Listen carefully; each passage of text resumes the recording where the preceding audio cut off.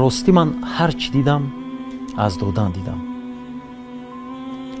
дар дунё ду қавмият ҳаст, яке диҳанда ва дигаре гиранда. шумо кӯшиш кунед аз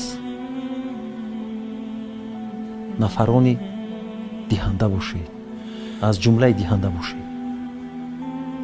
ва ин ба монанди онест ки мо як донаи гандумро ба замин мепошем ва он бузург мешавад ва хушҳои бисёр меандозад. он чӣ ки медиҳед ҳамон аз они шумост.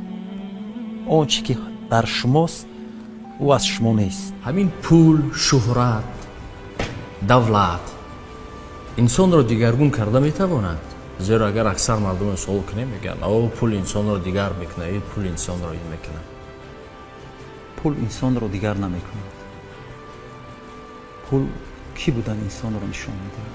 мақсадҳо бисёр, аммо аз ҳама муҳимаш бояд ки коре кунем ки фоидаи мо зарре ҳам бошад ба ҷомеа расад.